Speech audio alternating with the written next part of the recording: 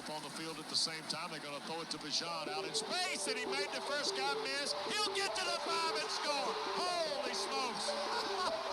My heavens. Frankie Louvu is on the poster for Bijan Robinson's first touchdown. Inside the Nest, an Atlanta Falcons audio experience. Here is your host, Craig Green. Touchdown Atlanta. It's week 1 and the Falcons get it done. It wasn't pretty. They played tough and gritty and feasted on rookie Bryce Young. Welcome inside the Nest. I'm your host, Craig Green. Let's get into it. At the beginning of the podcast, you heard sound from the Atlanta Falcons Radio Network. Bijan Robinson catching a swing pass from Desmond Ridder, shaking, baking, and landing in the end zone to give the Falcons a touchdown in the early stages of the game. Now, before we get into the Falcons' 24-10 victory, let's look at the injuries before the game and after the game. So the good news for the Falcons is that after the game, there were no other injuries to report. But prior to the game, Cordero Patterson, who did practice in a limited capacity prior to game week, was ruled out and did not play against Carolina because of his lingering thigh injury. Jeff Okudah, cornerback, we knew he was most likely out for this contest. He was already trending in the right direction. He was a DNP versus Carolina on Sunday, but Arthur Smith did say after the game that he would know more about Okudah and about CP84 coming up during the preparation for the Green Bay Packers, which will begin on September 13th. Now, again, let's look at that 24-10 dub at Mercedes-Benz Stadium for the Falcons. Start the season 1-0. It's a game that featured the number 1 overall pick in Bryce Young against the number 8 overall pick in Bijan Robinson. The Falcons start 1-0 for the first time since 2017 in defense of their NFC championship from the year prior, 2016. Everybody knows what happened at Super Bowl 51. Now, this is a game that I expected the Falcons to win by a couple of scores simply because they were facing a rookie quarterback and they had a revamped defense of their own with an influx of talents at all 3 levels. I mean, you saw the impact that Jesse Bates had early and often on this game. I mean, he came out like a rock star, just intercepting Bryce Young twice, recovering a fumble, put the Falcons in advantageous positions over and over and over again.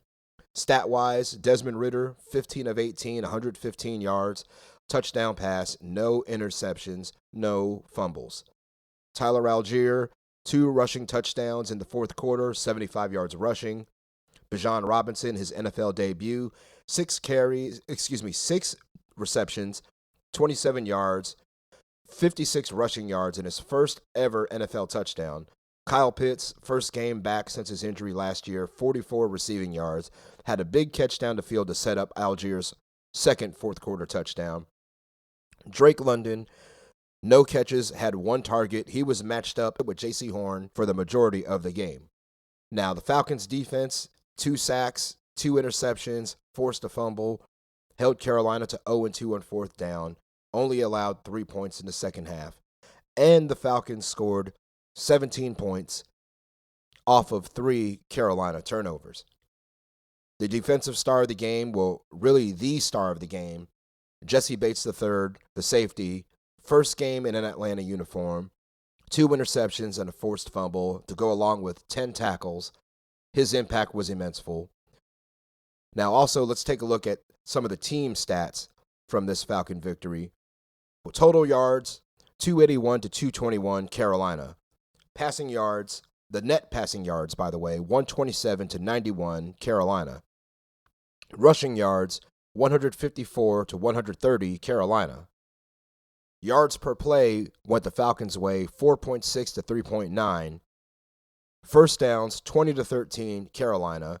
Third down efficiency, 5 of 14 compared to that of 2 of 10 for the Falcons. That was a struggle and a work in progress all game long. They punted 7 times. Fourth down, the Panthers, we mentioned, went for it twice, did not get it. The Falcons did not attempt a fourth down conversion. One of the most glaring stats from this game, when you look deep, when you do a deep dive, is looking at the total amount of plays that were ran. The Falcons ran 48 plays. Carolina ran 72. So the Panthers were on the field significantly more than Atlanta was, especially in the first half. Penalties, Falcons won that battle. They had 6 penalties for 43 yards. Panthers 9 for 66. Turnover battle was won by Atlanta 3-0. Time of possession heavily in favor of the Panthers, 34 minutes to 41 seconds to that of 25-18 for the Dirty Birds. Now, when you hear the players and coaches talk after the game, the general consensus in the locker room was that there's things to clean up, but hey, a win is a win is a win. And I personally could not agree more, because it doesn't have to be aesthetically pleasing to be effective. The offense didn't get over 300 yards total. Who cares? Desmond Ridder only threw for 100 yards. Who cares? Drake London didn't have a catch. Who cares? Atlanta was 3 for 3 in the red zone. Ridder didn't turn the ball over. Your defense got off the field on third down 9 out of 14 times and stopped Carolina twice on fourth down. How many turnovers did Carolina have? 3. How many turnovers did the Falcons have? 0. Those are all things that truly matter. It's a complete team victory. When was the last time you could say the Falcons defense carried the team to a victory? It's been a long, long time. In the last, and Dean Pease was correct. In the last 20 or so years, the Falcons have had only 1 or 2 top 10 defenses, and one of them I could pinpoint because it was 6 years ago in 2017 when the Falcons returned back to the playoffs. They had the 9th ranked total defense that year. Ever since then, it's been pretty bad. The last few years, the Falcons have not been able to get off the field on third down. They have not been able to sack the quarterback. They have not been able to stop the run. Today, they did allow 154 rushing yards. That's something that I'm sure Arthur Smith said that will need to get cleaned up.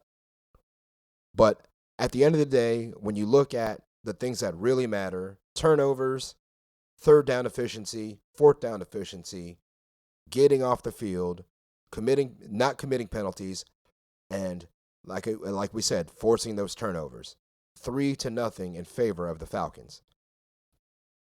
So when it comes to how things look when you win versus how things look when you lose, if you had the same scoreline, 24-10, and the Falcons offense put up 350 yards of total offense, Ridder throws for 180 yards or whatever it may be, Drake London has a few catches, and the score is still the same, would you trade that just for the aesthetically pleasing part and sacrifice the turnovers that you're forced, which gets your team the ball back, and would you exchange those just for punts, just so it looks better on paper? I don't think so, because a win is a win is a win at the end of the day, and I hate to break it to some of you, but Arthur Smith, he does not care about your fantasy team. Okay, so that is going to wrap it up for this Atlanta Falcons audio experience. We'll be back after the Green Bay Packers game. Jordan Love, Aaron Jones, Romeo Doubs, Christian Watson, A.J. Dillon, the whole crew will be down there in Atlanta.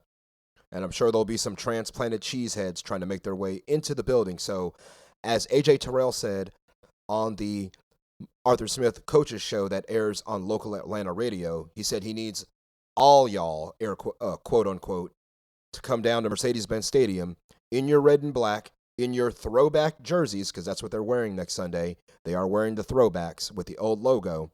He needs you guys down there to be loud and disruptive and to make things hard on Jordan Love, who is a first-year starter for the Green Bay Packers. So we'll come back after the Green Bay game, review that, and then give a little sneak preview of the Detroit Lions game in Week 3. As always, want to invite you to follow me on social media, Facebook, Instagram, X, Snapchat, YouTube, and Threads at Craig G Sports. Please like, subscribe, share, and download this podcast as you see fit, and please share it with any Falcons fans you know. Make sure that they are aware of this podcast, if you don't mind. So we'll try to come back a little sooner after the game next Sunday. This Sunday was, on a personal note, was my daughter's 4th birthday. So I spent most of the day with her. And after that, life things happen. So Harper, my baby girl, if you're listening, Daddy loves you and happy birthday. And I hope you had a lot of fun this weekend. So until the next time we congregate right here in your ears after the Packers game, this is CG saying sayonara and buenos noches.